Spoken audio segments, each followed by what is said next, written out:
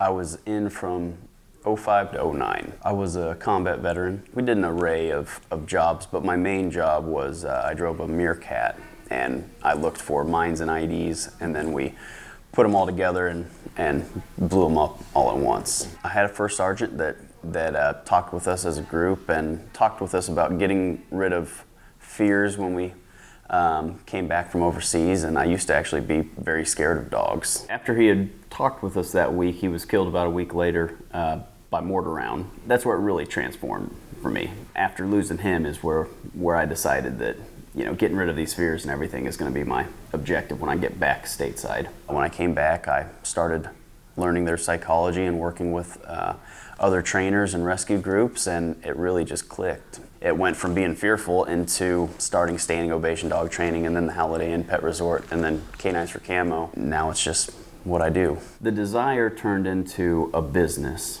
and I got so busy that I had to quit my other job and do it full time. And then the business kept growing, and I had other people reach out to me, different parts of America. We had Labs for Liberty send about 20 of their trainers to us to train them properly on how to train service dogs. After that, and helping Missouri Patriot Paws and other organizations, I just saw a huge need for it here in Southwest Missouri. We started working with veterans on our own, out of our own pocket, and we did that for a couple of years, and then we developed the board about 2.5 years ago, and now it's going really well. I hear it weekly from veterans, spouses.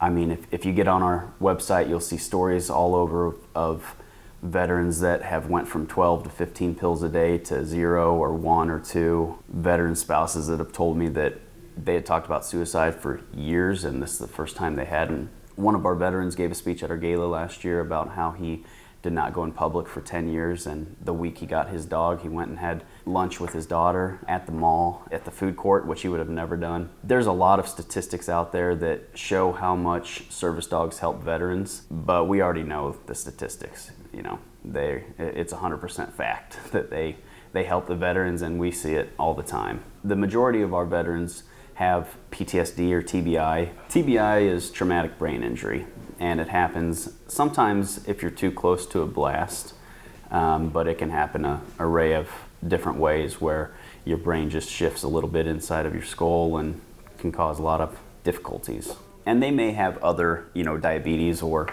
mobility alert. PTSD is fairly common. Statistically, there's been about 6,500 deaths overseas since 9/11. And in that same time frame, there's been almost 250,000 deaths by suicide here in America with veterans. And so that's our main goal, is the PTSD, TBI. But no matter what a veteran needs, we figure out a way to help train the dog to help them. We train them to post and block, and that helps with PTSD, where they're watching their veteran six and alerting them if someone's coming up. We'll teach them mobility and how to brace for our older veterans who are standing up. Belle knows how to pick up medicine bottles and bring it back. She's also trained for diabetic alert, and so she's been trained to smell sugar levels and let her veteran know when he's high or low. We've trained a dog for narcolepsy. Anything that the veteran needs, we figure out how to do it.